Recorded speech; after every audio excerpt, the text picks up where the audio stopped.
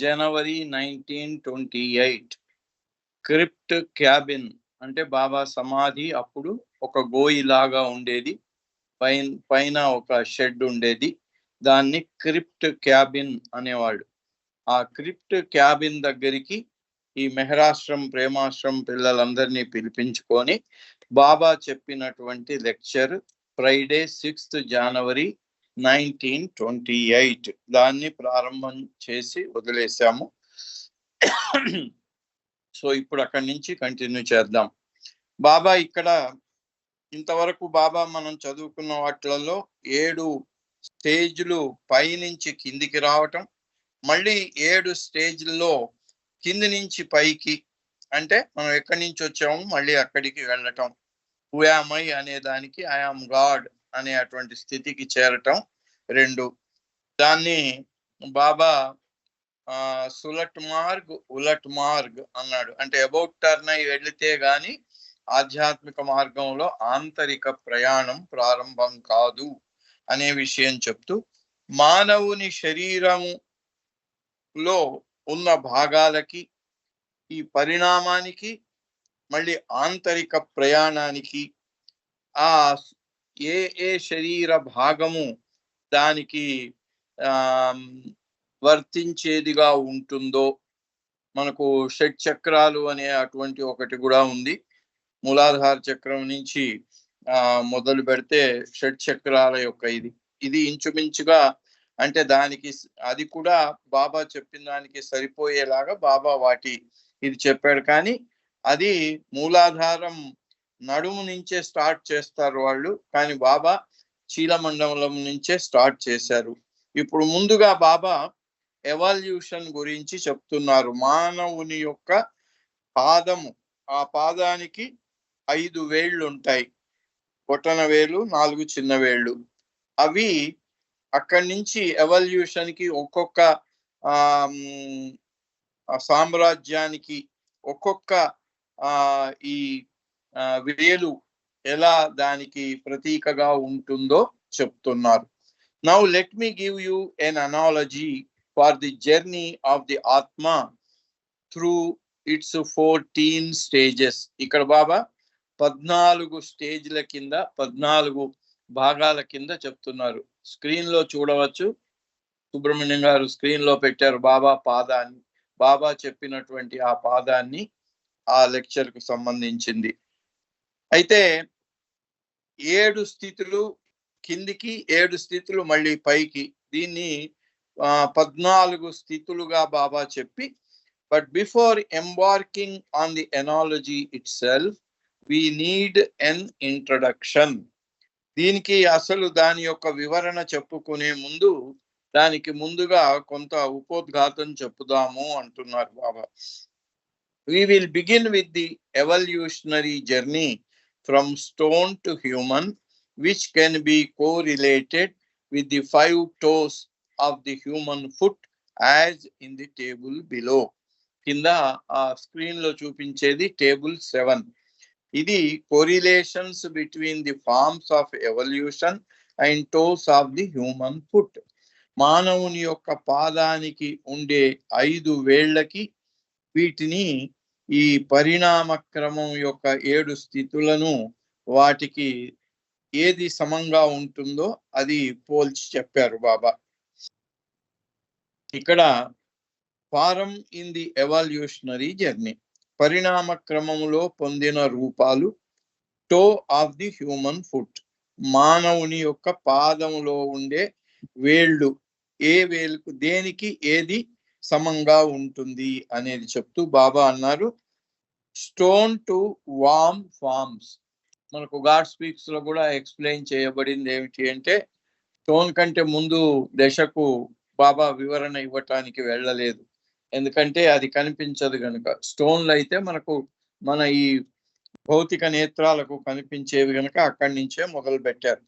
అందుకని రాతి స్థితి నుంచి క్రిమి కీటకాదుల స్థితి వరకు, అంటే ఏంటి, 3 స్థితులు ఉన్నాయి. రాయి స్థితి, వృక్షాల స్థితి, క్రిమి కీటకాదులు. ఈ 3 స్థితులకి లిటిల్ టో, చిన్న వేలు, మన పాదానికి ఉన్న 5 వేళ్లలో చివరగా ఉండే చిన్న వేలు ఈ 3 రూపాల సామ్రాజ్యానికి ప్రతీకగా ఉంటుంది అన్నారు. ఇక నెక్స్ట్ ఫిష్ ఫారం అంటే చేపల సామ్రాజ్యంలో ఉండే అనేక రూపాలు, వాటికి ది 4th టో. 5వదేమో రాతి నుంచి క్రిమి కీటకాదుల వరకు కల 3 సామ్రాజ్యాలు, రాయి, వృక్షాలు, క్రిమి కీటకాదులు, వాటికి చిన్న వేలు ప్రతీక. దాని తర్వాత వచ్చేటువంటి 4వ వేలు అది ఫిష్ అంటే చేప రూపాల్లో ఉండే అనేక రూపాలు సముద్రంలో ఉండేవి, దానికి 4వ వేలు. ఇక చేప తర్వాత పక్షి రూపము, ఆ పక్షి రూపాలకు చెందిన సామ్రాజ్యం అది 3rd మిడిల్ టో. కాలుకు ఉండే 5 వేళ్లలో మధ్య వేలు, అది దాన్ని 3rd టో అంటున్నారు. 3వ కాలి వేలు అది పక్షి సామ్రాజ్యానికి ప్రతీక. అనిమల్ ఫారం ఇక నెక్స్ట్ వచ్చేది జంతువు, మానవునికి మిగిలిన పరిణామ క్రమంలోని వాటికి మధ్యన అనుసంధానం చేసేది జంతు రూపాలు చెందినటువంటి సామ్రాజ్యం. ఇక అనిమల్ ఫారం అది ఏమిటంటే బొటన వేలు పక్కనే ఉండేటువంటి ది 2nd టో, దాన్ని 2వ కాలివేలు అన్నారు. నియరెస్ట్ టు ది థంబ్ అది ఆ బొటన వేలు పక్కనే ఉండేటువంటిది, అది జంతు సామ్రాజ్యానికి ప్రతీకగా ఉంటుంది. ఇక నెక్స్ట్ హ్యూమన్ ఫారం మానవ రూపము, మానవ రూపానికి చెందిన ఈ పునర్జన్మ క్రమము అనే అటువంటి ప్రపంచం, ఆ సామ్రాజ్యం. దాంట్లో అది ది థంబ్ టో అంటే బొటన వేలు మానవ సామ్రాజ్యానికి, మానవుల యొక్క ఈ రూపానికి చెందినటువంటి ఈ ప్రపంచానికి ప్రతీక బొటన వేలు. Understand this introductory series of stages properly. కాబట్టి మనం ఇక్కడ పోలిక కోసం చెప్పుకున్నటువంటి దేనికి ఏది ప్రతీకగా ఉంటుంది అనే విషయము, కాలివేలు నా 5 వేళ్లకు మనం ప్రతీక, దేనికి ఏది ప్రతీక అనేది చెప్పుకున్నాం. అందుకని దీన్ని సరిగ్గా అర్థం చేసుకోండి. ఇది ఏమిటి? ఇది కేవలం ఉపోద్ఘాతం, పరిచయం మాత్రమే. If you won't grasp the main analogy that follows. ఇక్కడి నుంచే ప్రారంభమై మానవుని తల దాకా ఏది దేనికి ప్రతీక అని బాబా చెప్పబోతున్నారు. అందుకని ఇక ఇది అర్థం చేసుకోకపోతే ముందు చెప్పేది మీకు అర్థం కాదు, కాబట్టి దీన్ని సరిగ్గా అర్థం చేసుకోండి అని చెప్తూ, now beyond the thumb we find no further toe. ఈ 5 వేళ్లే కాలుకుంటాయి, బొటన వేలు తర్వాత ఇంకొక వేలు లేదు పక్కన. అందుకే మానవ రూపం తర్వాత ఇంకొక రూపం లేదు అనేది బాబా ఎంత చాలా ఉచితంగా చెప్పారు అంటే, బొటన వేలుకు లెఫ్ట్ సైడ్ లో మనం చిన్న వేలు దగ్గర నుంచి వచ్చాం. చిన్న వేలుకు పక్కది 4వది, దాని పక్కది 3వది, దాని పక్కది 2వది, దాని పక్కది బొటన వేలు. బొటన వేలు మానవ రూపానికి ప్రతీక. ఆ మానవ రూపానికి ప్రతీక అయిన బొటన వేలు పక్కన ఇంకా వేలు లేదు, అదే చివరి వేలు. అంటే పరిణామ క్రమం అక్కడికి అయిపోయింది, రూప పరిణామము ఇక ఎదగవలసిన పని లేదు. కాబట్టి మానవ రూపమే చివరి రూపము. మానవ రూపంలోనే మన గమ్యాన్ని చేరి నేను భగవంతుణ్ణి అనే అనుభూతి పొందటానికి అర్హమైనటువంటి రూపం మానవ రూపం. కాబట్టి ఇంకా ఆ తర్వాత రూపాల పరిణామము అక్కడికి అంతమైపోయింది అనే విషయం బాబా ఇక్కడ చెప్తున్నారు. Now beyond the thumb we find no further toe, likewise no further form arises beyond the human. ఎలాగైతే బొటన వేలు తర్వాత కాలికి, పాదానికి దాని పక్కన ఇంకొక వేలు లేదో, అలాగే మానవ రూపం తర్వాత ఇంకొక రూపం లేదు, అదే చివరి రూపం పరిణామ క్రమంలో. At this stage, having achieved the human form, the Atma now begins its advance through the planes of consciousness as in figure 37 on the following page.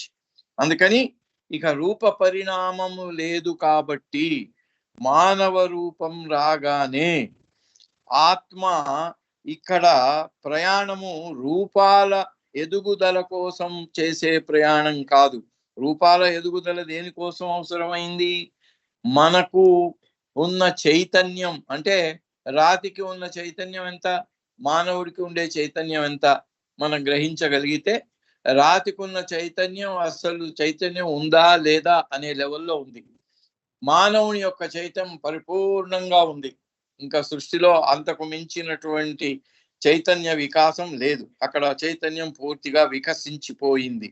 కాబట్టి ఇక రూప పరిణామం కూడా అక్కర్లేదు. ఎందుకంటే రూప పరిణామం అంతా ఎందుకు జరిగింది అంటే చైతన్యం పరిపూర్ణంగా ప్రాప్తించే అటువంటి రూపం కోసము అలా రాతి నుంచి ఇన్ని వివిధ రాతి నుంచి వృక్షాల నుంచి క్రిమికీటకాదుల నుంచి చేప నుంచి పక్షి నుంచి జంతువుల నుంచి మనిషి, ఇంత ఎందుకు అయింది అంటే చైతన్యం అనేది పరిపూర్ణంగా వికసించి ఆ చైతన్యం పూర్తిగా రావాలి. లైట్లు ఉన్నాయనుకోండి, టార్చ్ లైట్లు ఉంది, బ్యాటరీలు ఫెయిల్ అయిపోయి బ్యాటరీలు పూర్తిగా కాలిపోయాయి అనుకున్నాం, ఆ లైట్ ఏది వచ్చి రానట్టుగా వస్తుంది. ఆ లైట్ లో మనం ఏం చూడలేము. లైట్ పూర్తిగా కావాలంటే ఏం చేయాలి? ఆ పాత అరిగిపోయిన కాలిపోయినటువంటి ఛార్జింగ్ అయిపోయినటువంటి ఆ సెల్స్ తీసి పడేసి మళ్ళీ కొత్త సెల్స్ పెడితే అప్పుడు లైట్ పరిపూర్ణంగా వస్తుంది. అంటే దానికి కావలసినటువంటి శక్తినిచ్చే ఆ సెల్స్ మార్చాలి. అలాగే ఇక్కడ చైతన్య వికాసం కోసం అవసరమైన రూపాలన్నీ ఒకటి తర్వాత ఒకటిగా పొందుతూ మానవ రూపం రాగానే పరిణామం ఆ క్రమం ఆగిపోయింది. ఎందుకంటే చైతన్యం పూర్తిగా వచ్చేసింది మానవ రూపంలో. అందుకని అక్కడి నుంచి ప్రయాణం ఇక రూపాల వైపు, ఇంకా అంతకంటే మించిన అధికమైన రూపం గాని అధికమైన చైతన్యం ఇచ్చే రూపం గాని అవసరం లేదు. ఇక అక్కడ ప్రయాణం ఎటువైపు? ఆంతరికంగా లోపలి నుంచి ప్రయాణం ప్రారంభమైంది. దాన్నే advance through the planes of consciousness. అక్కడ వరకు చైతన్యం ఎదిగే ప్రయాణం జరిగింది మానవ రూపం దాకా. మానవ రూపంలో మరి ఈ ప్రయాణం ప్రారంభం కావటానికి సంస్కారాలన్నిటినీ ఖర్చు చేసుకొని కొత్తవి పొంది, మళ్ళీ పాతవి ఖర్చు చేసుకొని మళ్ళీ కొత్తవి పొంది, ఇట్లా పునర్జన్మ క్రమం అనే అటువంటి మానవ రూపంలోనే చాలా సుదీర్ఘమైనటువంటి, శంకరాచార్యుల వారు చెప్పినట్టు పునరపి మరణం పునరపి జననం పునరపి జనని జఠరే శయనం బహుదుస్తారే ఇహ సంసారే బహుదుస్తారే అన్నారు. ఎందుకు ఇహ సంసారే అంటే ఏంటి? అది అక్కడ సంస్కారాలు. బహుదుస్తారే, వాటిని వదిలించుకోవటం చాలా కష్టమైనటువంటి పని. అందుకోసం ఇక్కడ at this stage having achieved the human form, అక్కడ మానవ రూపం వచ్చిన తర్వాత మానవ రూపం ద్వారా అన్ని ద్వంద్వానుభవాలను, విపరీతమైనటువంటి అనుభవాలను పొందుతూ సంస్కారాల బరువును పెంచుకుంటూ ఇక్కడ పునర్జన్మ క్రమము జరిగిన తర్వాత ఆంతరికమైన ప్రయాణం ప్రారంభం అవుతుంది. అప్పుడు మనకు తెలుసు 7 భూమికల ద్వారా వెళ్ళి 7వ భూమికలో అసలైనటువంటి అనుభూతి, నేనే భగవంతుణ్ణి అనే అటువంటి ఆ అనుభూతి కలుగుతుంది 7వ భూమికలో. అప్పుడు ఈ ప్రయాణం ప్రారంభం అవుతుంది.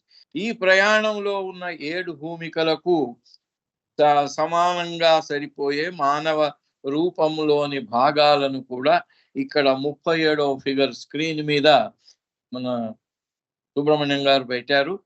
మానవ రూపంలో లెఫ్ట్ సైడ్ ఏమో భూమికలను చూపించారు, రైట్ సైడ్ ఏమో మనం చదువుకున్నాం ప్రతి భూమికకు ఒక ఆకాశం, స్వర్గం, ఒక ఆకాశం ఉంటుంది అని.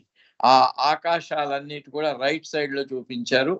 లెఫ్ట్ సైడ్ లోనేమో భూమికల స్థానాలు మానవ శరీరంలో ఎక్కడ ఎలా ఉంటాయి, దేనికి ఏ భాగానికి ఏ భూమిక ప్రతీకగా ఉంటుంది అనేది బాబా ఈ ఫిగర్ లో చూపించటం జరిగింది. ఆ ఫిగర్ గురించి చెప్పుకుంటూ ఇక్కడ the first station or plane which follows the reversal. ఇక్కడ రివర్సల్ అనేది ఎందుకన్నాడంటే బాబా నిరాకారుడైన భగవంతుణ్ణి, అచేతనావస్థలో ఉండే భగవంతుణ్ణి, అచేతనావస్థలో ఉన్న అది భగవత్ స్థితే, అది ఉన్నతోన్నతమైన స్థితే. కాబట్టి అది స్థితిలో మార్పు లేదు, కానీ చైతన్యంలో మార్పు. అక్కడ చైతన్యం లేదు కనుక దానికి వ్యతిరేకమైనటువంటి ప్రశ్న ఉదయించింది. ఏది? లహర్ పూర్వకంగా, విమ్ లహర్ అనే దాని ద్వారా హూ యామ్ ఐ, నేనెవరిని, అంతా తానయ్యే ఉండి అనంతమైన శక్తి, జ్ఞానం, ఆనందం కలిగి ఉన్నటువంటి వాడు నేనెవరిని అన్నాడు అంటే ఆ అచేతనావస్థలో ఉండే అటువంటి అజ్ఞానం వల్ల, ఆ అజ్ఞానపూర్వకంగా అజ్ఞానం ద్వారా ప్రారంభమైనటువంటి ప్రశ్న హూ యామ్ ఐ, నేను ఎవరిని అనేది. ఇది బాబా గాడ్ స్పీక్స్ లో చెప్తూ, ఇది ఈ విశ్వము అనేది, విశ్వ ఆవిర్భావము చాలా లిమిటెడ్ పాయింట్ లో ప్రారంభమై అనంతత్వానికి వ్యాపించిందా, ఒకేసారి అనంతత్వంలో అన్ని అనంతత్వం ద్వారా ప్రారంభమైందా అంటే అతి సూక్ష్మాతి సూక్ష్మమైనటువంటి ఆ పాయింట్ ద్వారా, దాన్నే ఓం పాయింట్ అన్నారు, దాని ద్వారా ప్రారంభమై సృష్టి ఆ భగవంతుని యొక్క అనంత స్థితిలో ఆయనలోని అనంతమైన శక్తి, జ్ఞాన, ఆనందాల ద్వారా అనంతంగా వ్యాపించటం జరిగింది అనే విషయం బాబా గాడ్ స్పీక్స్ లో చెప్పడం జరిగింది. ఇక్కడ ఫస్ట్ స్టేషన్ ఆర్ ప్లేన్. ఇక ఈ భూమికల ద్వారా ప్రయాణము, ఆంతరిక ప్రయాణం ప్రారంభం అయిన తర్వాత మొట్టమొదటి భూమిక, ఆ మొట్టమొదటి భూమిక ద్వారా ప్రయాణం ప్రారంభం అవటము, దాన్ని రివర్స్ కింద వెళ్ళిపోతున్నారు బాబా. దాన్నే ఉలట్ మార్గ్ అని మనకు ఈ క్రియేషన్ అండ్ ఇట్స్ కాజెస్ లో మనం ఇంతకు ముందు చదువుకున్న లెక్చర్స్ లో చెప్పటం జరిగింది.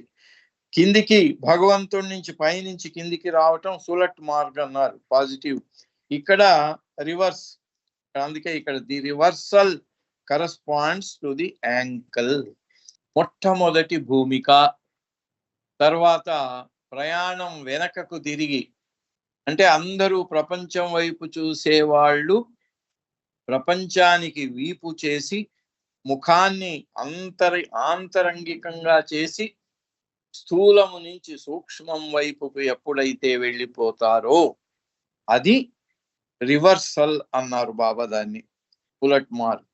అది మన చీలమండలం, కాలు యొక్క పాదానికి పై కాలు భాగానికి జాయింట్ ఏదైతే ఉందో ఆ జాయింట్ ని మనం యాంకిల్, చీలమండలము అంటాం.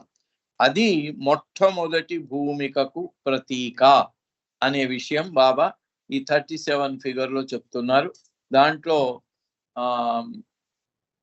కొంచెం లైట్ రెడ్ కలర్ రూపం లెఫ్ట్ సైడ్ ఉంది, లైట్ గ్రీన్ కలర్ రూపం రైట్ సైడ్ ఉంది. రైట్ సైడ్ అంతా కూడా భూమికలకు చెందినటువంటి ఆకాశాన్ని సూచిస్తుంది.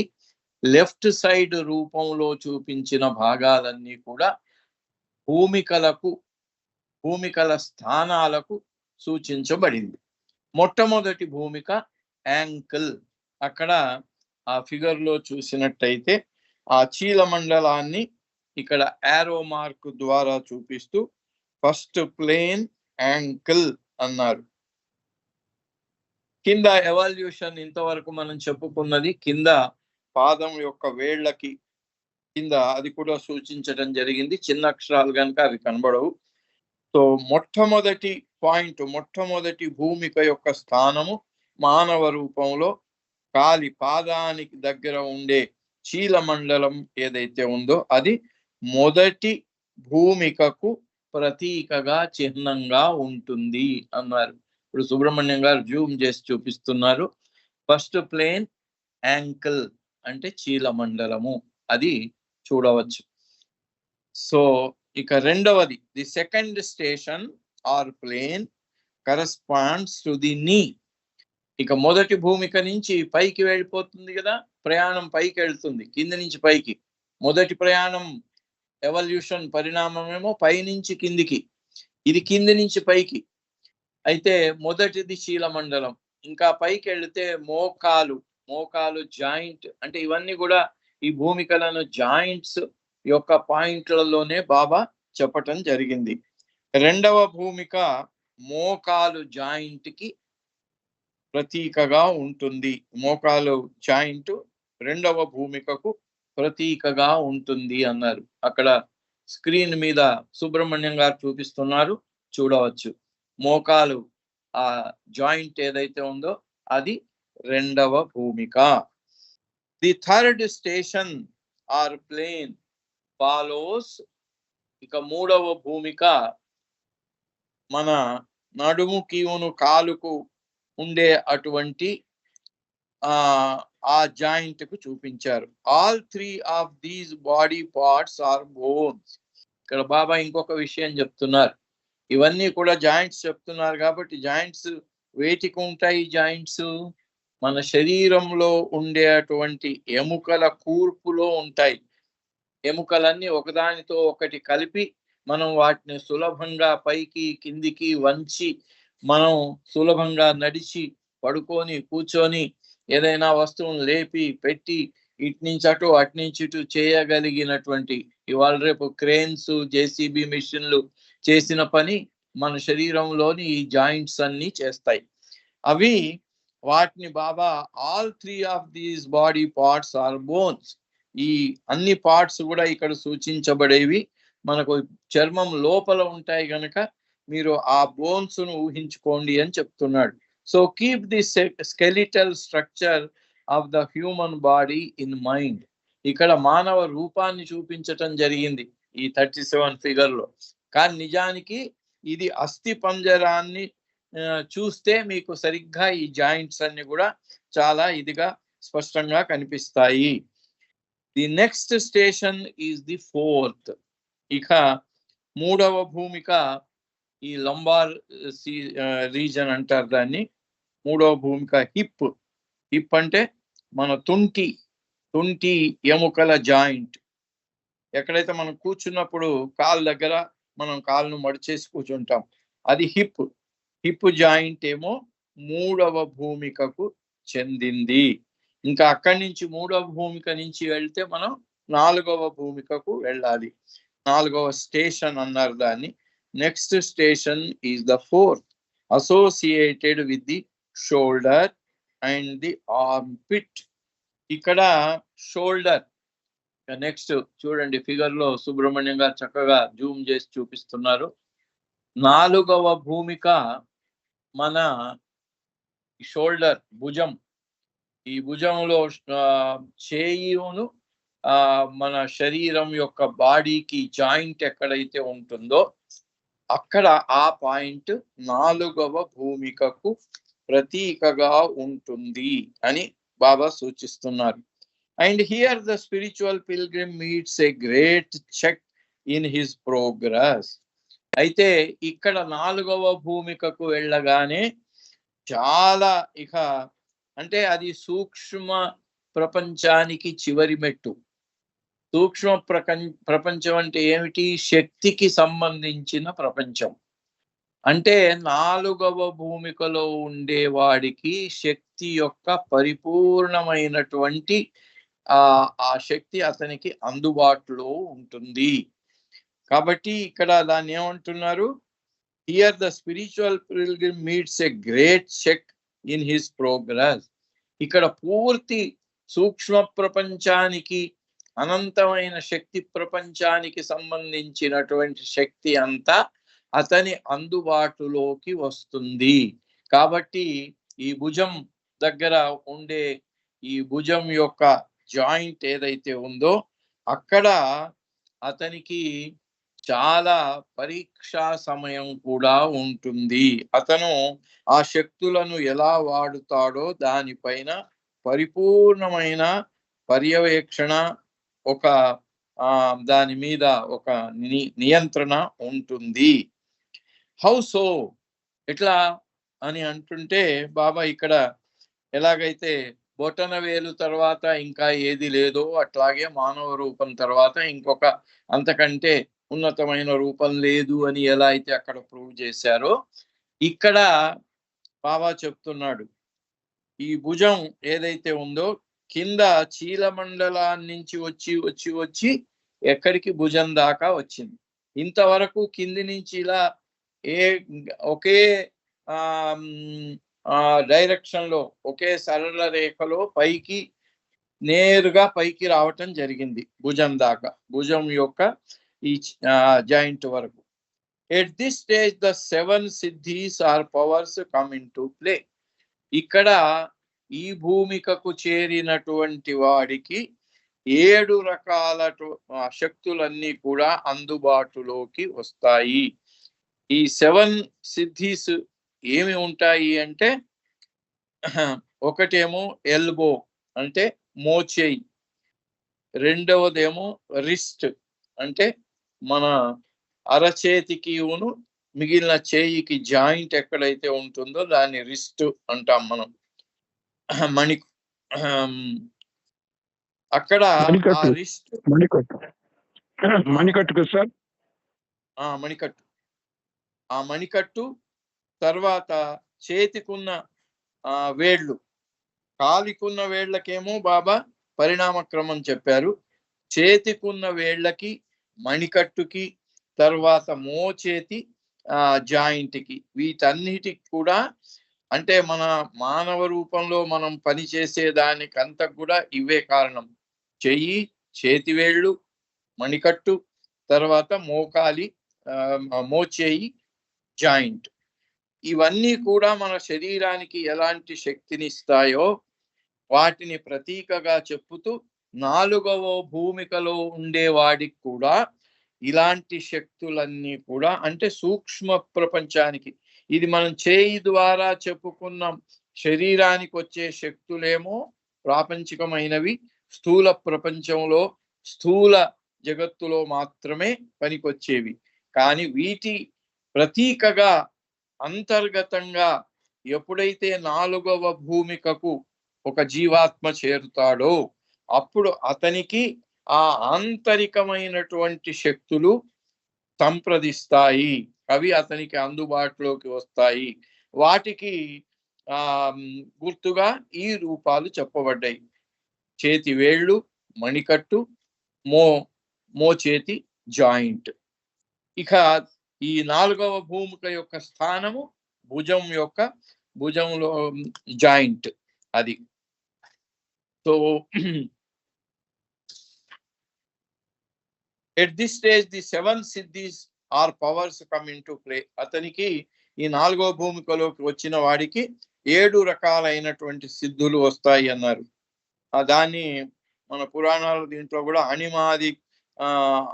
అణిమాదికాది అష్టసిద్ధులు అన్నారు అక్కడ వాళ్ళు. They correspond to the 5 fingers and the 2 major joints. వీటికి ప్రతీక చేతి యొక్క 5 వేళ్ళు, మణికట్టు దగ్గర ఉండే జాయింట్, మోచేతి జాయింట్, ఇవి elbow and wrist. If the pilgrim refrains from the use of these powers, then progress on the spiritual journey proceeds onwards unimpeded. God Speaks లో చదువుకున్నా మనకి తెలిసిన విషయమే.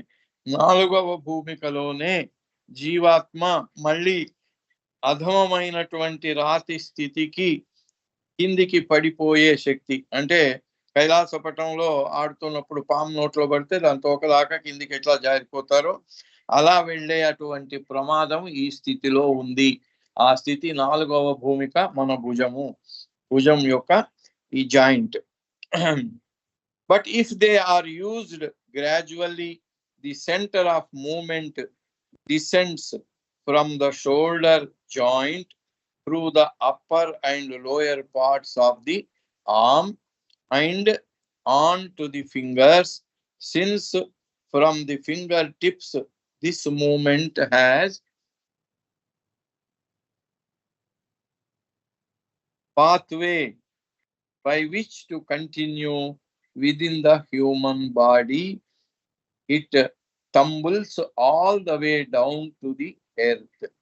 అయితే ఇక్కడ ఈ శక్తులను ఉపయోగించటం, దురుపయోగము, సదుపయోగము అనే 2 ఉన్నాయి.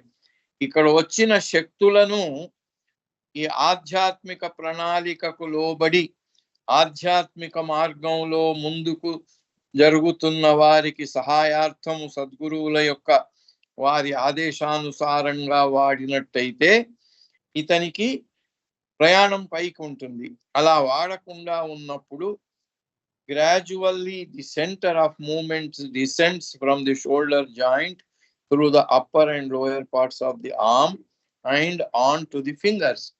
ఇప్పుడు భుజం మీద నుంచి ఇట్లా నీళ్లు మనం పోసినట్టయితే భుజం మీద నుంచి చేతి మీదుగా వచ్చి వేళ్ల ద్వారా అవి కింద భూమికి వెళ్ళిపోతాయి, ప్రవహించి. ఆ ప్రవాహం ఎలా? భుజం మీద నుంచి చేతి ద్వారా ఇలా కింది దాకా వచ్చి వేళ్ల ద్వారా వచ్చి కింద భూమి మీద పడిపోతాయి ఆ నీళ్లు భుజం మీద వేసినట్టయితే. అట్లాగే ఈ శక్తులను అక్కడ దురుపయోగం చేసినటువంటి వ్యక్తికి అతను ప్రయాణం పైకి మళ్ళీ తల వైపుకు వెళ్లకుండా ఇటు చేతి నుంచి కిందికి జారి వేళ్ల ద్వారా భూమి మీద పడిపోతాడంటే రాతి స్థితికి పడిపోవటం జరుగుతుంది. Since from the fingertips this movement has no pathway. మన ఈ చేతి వేళ్ల చివరల నుంచి, చివరలు ఎక్కడికి ఉంటాయి? ఆ చివరలు భూమి మీదకి చూపిస్తూ ఉంటాయి. ఇవి చేతి వేళ్ల చివరలు, వాటి ఆ అంచులు కిందికి ఉంటాయి. వాటికి పైకి మార్గం లేదు, కిందికి పడిపోవాల్సిందే. చేతి వేలు చివరి దాకా వచ్చాడు అంటే అక్కడి నుంచి కింద భూమి మీద పడిపోవాల్సిందే. Pathway by which to continue within the human body. ఇక మన మానవ శరీరంలో చేతి వేలు చివర దాకా వచ్చిన నీటి చుక్క గాని ఏది గాని ఆ చేతి వేలు చివరకు వచ్చింది అంటే అది మళ్ళీ మానవ శరీరంలోకి వెళ్ళే అటువంటి అవకాశం లేదు, అది కింద భూమి మీద పడిపోవలసిందే. అంటే 4వ భూమికలో వాడు ఎలా పడిపోతాడు అనే దానికి బాబా ఎంత చక్కగా దాన్ని అన్వయించి చెప్పారు చూడండి. It tumbles all the way down to the earth which is to say to the stone form. ఎట్లాగైతే భుజం మీద వేసినటువంటి నీళ్లు కిందికి చాచి ఉన్నటువంటి చేతి ద్వారా ప్రవహిస్తే అవి వేళ్ల దాకా వెళ్ళి వేళ్ల చివరల నుంచి కిందికి జారి భూమి మీద పడిపోతాయి. అట్లాగే 4వ భూమికలో ఉన్న వ్యక్తి తన శక్తులను దురుపయోగం చేసినట్టయితే అలాగే ఈ చేతి భుజం మీద దాకా వెళ్ళినటువంటి ప్రయాణము పైకి వెళ్లకుండా కిందికి వేళ్ల దాకా, చేతి వేళ్ల దాకా జారి చేతి వేళ్ల చివర నుంచి రాతి స్థితికి పడిపోతుంది. This homology associating the planes with parts of the human body clearly shows why the traveler in the 4th plane falls all the way down to stone forum if he uses his powers.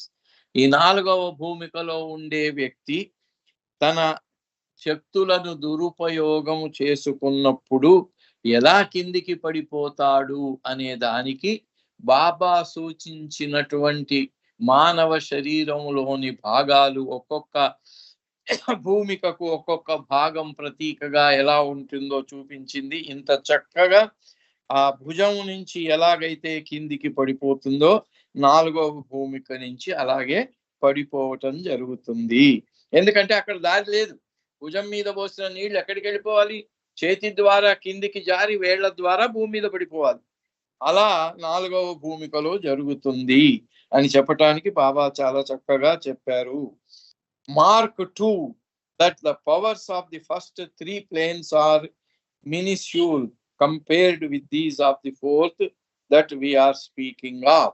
అలా మరి మిగిలిన 3 భూమికలకు చెందినటువంటి శక్తులను చూసుకున్నట్టయితే ఏంటి? కాలు యొక్క చీలమండలం, కాలు మోకాలు జాయింట్, తర్వాత మన ఈ తుంటి జాయింట్, ఈ 3 ఇక్కడ ఎక్కడైనా అటు ఇటు శరీరంలోనే ఉంటుంది కానీ ఇది అంత ఇదిగా భూమి మీదకి పడిపోయే లేదు. ఎందుకంటే చీలమండలం దాకా వచ్చి అక్కడ ఆగిపోతుంది.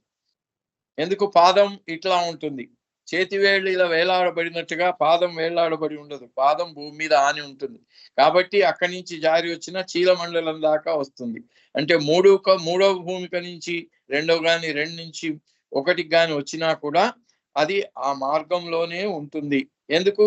మళ్ళీ 1 నుంచి మళ్ళీ 2కి వెళ్ళొచ్చు, 2 నుంచి మళ్ళీ 3కి వెళ్ళొచ్చు.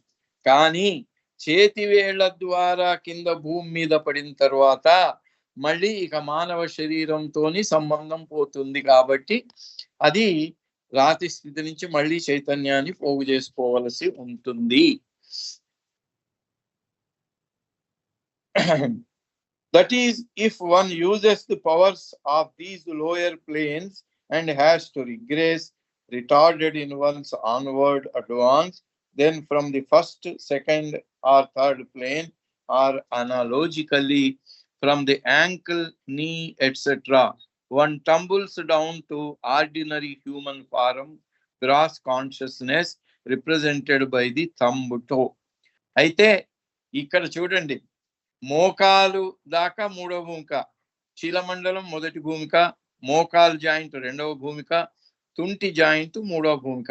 అలా మూడవ భూమిక దాకా వెళ్ళిన వాడు 2-3 భూమికల వాళ్ళు కూడా పవర్స్ ఏమైనా చేస్తే అక్కడి నుంచి కిందికి వచ్చి ఆ చీలమండలం దగ్గర నుంచి మహా అంటే పాదం మీద ఉన్నటువంటి బొటనవేలు దేనికి ప్రతీక? మానవ రూపానికి ప్రతీక. కాబట్టి వాడు ఎక్కడి దాకా వెళ్తాడు? ఈ రెండవ భూమిక మూడవ భూమికలో ఉండే వాళ్ళు శక్తులను దుర్వినియోగం చేసుకున్నా వాళ్ళు కిందికి పైకి అయినా కూడా మానవ రూపంలోనే ఉంటారు, కానీ మానవుని యొక్క చైతన్య స్థితి నుంచి కిందికి పడిపోరు. ఎలాగైతే భుజం మించి వచ్చినటువంటివి అవి చేతివేళ్ల ద్వారా, చేతివేళ్లు భూమికి ఆని ఉండవు, పాదం భూమి మీద ఆని ఉంటుంది, చేతివేళ్లు పైకి ఉంటాయి. ఆ చేతివేళ్ల నుంచి జారి నీళ్లు కింద పడిపోయినాయి అంటే భూమి మీద, అంటే రాయి మీద పడిపోయినట్టే అని చెప్తూ, so much for the 4th plane, now we arrive at the 5th. అలా ఈ 4వ భూమికలో ఉండే అటువంటి ప్రమాదము ఈ భుజం మించి కిందికి పడిపోయే అటువంటి స్థితి అని బాబా చెప్పటం జరిగింది. ఇక 5వ భూమిక నుంచి మళ్ళీ వచ్చే వారం మళ్ళీ కంటిన్యూ చేద్దాం. సమయం అయింది కాబట్టి ఇక్కడికి మనం ఆపేద్దాం. అవతార్ మెహర్ బాబా की जय. जय बाबा शर्मा गाరు.